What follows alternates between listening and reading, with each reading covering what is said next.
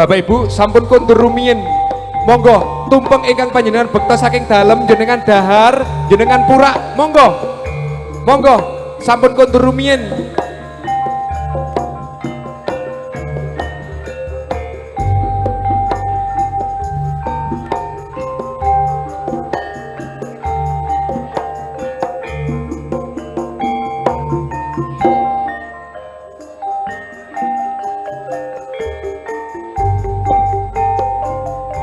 Allahumma sholli wa sallim ala sayyidina wa maulana Muhammadin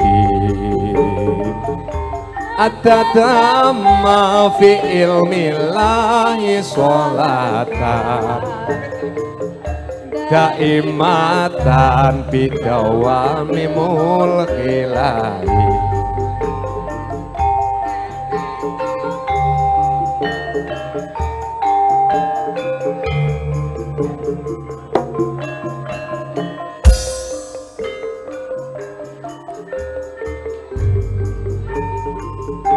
Allahumma sholli wa sallim ala sayyidina wa maulana Muhammadin adada ma fi ilmillahi sholatan daimatan bidawani mulkilahi. Sesarengan ning Sriase campur sari kang kondang saking tlatah Jombang wonten ning Juli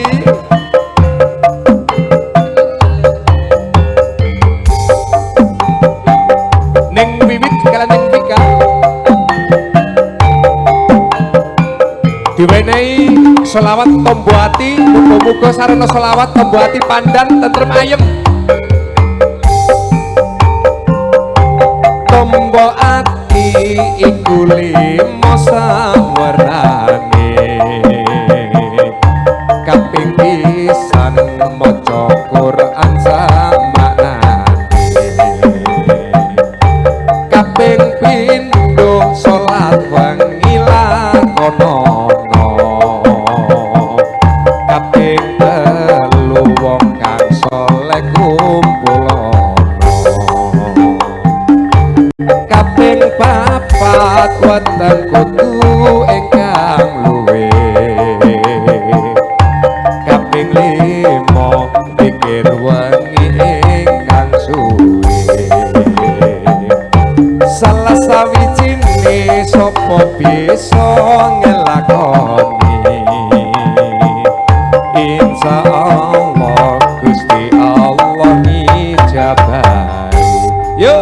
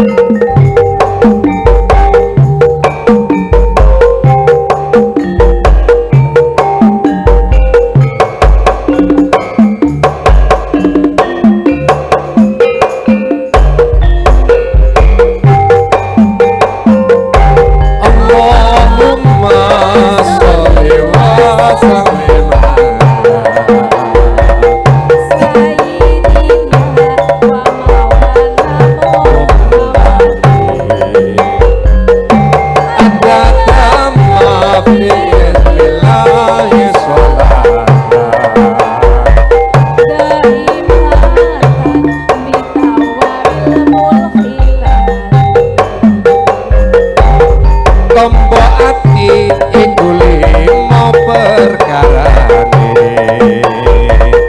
kaping pisan maca Quran samaknane kaping pindho salat wengi lakonono kaping telu wong kang saleh kumpulono sawijine sapa bisa ngelakoni insyaallah Gusti Allah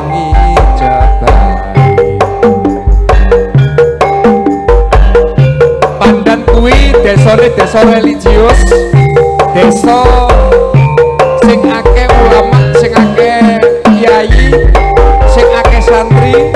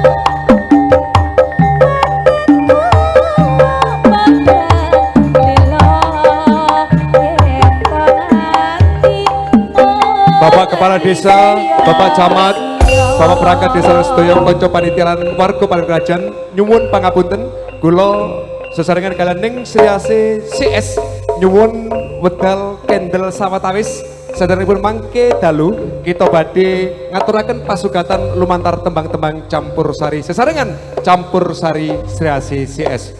Pangemban tugas minangka panatacara gepeng MC nyuwun agungipun pangapunten bilih wonten tuna tunggawe basa galap gangsuling ukara klentak-klentuning tembung kanthi sesanti Jaya Jaya Jaya Wijayanti rahayu ing pinanggih kalis ing sambikala mugya pandhan kerajaan tansah jaya jaya salaminyo nuwun wassalamualaikum warahmatullahi wabarakatuh.